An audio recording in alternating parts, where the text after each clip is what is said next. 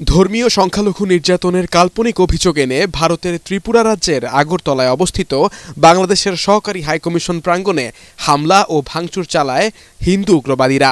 এ সময় তারা বাংলাদেশের পতাকা ছিঁড়ে ফেলে, ভবনের সামনে থাকা সাইনবোর্ড ভেঙে আগুন ধরিয়ে দেয়।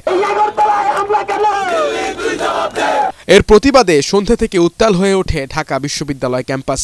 ছাত্র অধিকার পরিষদ, ইনকিলাব মঞ্চের ব্যানারে জড়ো হতে থাকে ছাত্র জনতা। খণ্ড খণ্ড মিছিল নিয়ে বিশ্ববিদ্যালয় ক্যাম্পাস প্রদক্ষিণ করে রাজু ভাস্কর্যের সামনে এসে বিক্ষোভ সমাবেশে মিলিত হয় সবাই। আমরা গণঅভ্যুত্থান ঘটালাম দাদাদের দাদাগিরি করার জন্য না, ভারতের সম্পর্ক হবে চোখে চোখ রেখে। আপনি অর্ডার করবেন আর আমরা চোখ বুঝে দাদা দাদা করবো, এটা চলবে না। আপনারা বাংলাদেশকে নিয়ে খেলবেন, আমরা সেভেন সিস্টারকে নিয়ে খেলবো। যে দিল্লিতে খুনি নয়, সে দিল্লির সাথে কোনো বন্ধুত্ব নয়। বিক্ষোভ সমাবেশে ভিন্ন মাত্রা যোগ করে ঢাকা বিশ্ববিদ্যালয়ের জগন্নাথ হলের শিক্ষার্থীরা। বৈষম্য বিরোধী ছাত্র আন্দোলনের ফ্রন্ট লাইনাররা যুক্ত হন বিশাল মিছিল নিয়ে। জগন্নাথ হল নাকি ভারতের দালাল? জগন্নাথ হল যদি ভারতের দালাল হয়ে থাকে, তাহলে জগন্নাথ হল থেকে কেন আজকে এত বড় মিছিল এখানে আসলো? এই বাংলাদেশের সকল নাগরিকের নিরাপত্তা দেওয়ার জন্য বাংলাদেশের সরকারই যথেষ্ট।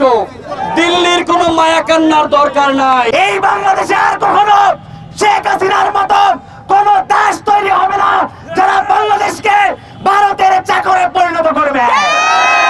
এই বাংলাদেশে আর কখনো কোনো শেখ হাসিনা তৈরি হতে দেওয়া হবে না। এলো ভিশন মুশকিল আসান অফার। যে কোনো ব্র্যান্ডের পুরনো ফ্রিজ নিয়ে চলে আসুন ভিশন শোরুমে আর নিয়ে যান নতুন ভিশন ফ্রিজ 20% পর্যন্ত ছাড়। বাংলাদেশের সম্প্রীতি আগে যেমন বজায় ছিল, এখন আরো তার চাইতে বেশি বন্ধন সুদৃঢ় হয়েছে। কেউ যেন আমাদের দিকে রক্তচক্ষু দিয়ে না তাকায়।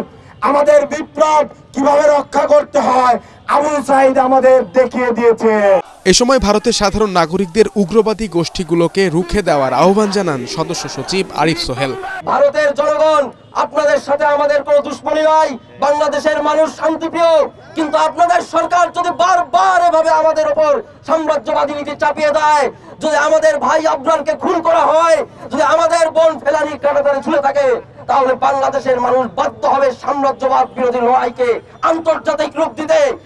এদিকে এই ঘটনায় দুঃখ প্রকাশ করে বিবৃতি দিয়েছে ভারতের পররাষ্ট্র মন্ত্রণালয়। এ সময় দায়ীদের বিরুদ্ধে ব্যবস্থা গ্রহণ ও বিভিন্ন রাজ্যে বাংলাদেশ হাইকমিশন অফিসে নিরাপত্তা ব্যবস্থা জোরদারের কথাও জানিয়েছে নয়াদিল্লি। অবিলম্বে দোষীদের বিরুদ্ধে ব্যবস্থা গ্রহণ করা এবং যথাযথ তদন্তের আহ্বান জানায় ঢাকা। মাসহারুল হক মুহাজির, এটিএন বাংলা, ঢাকা।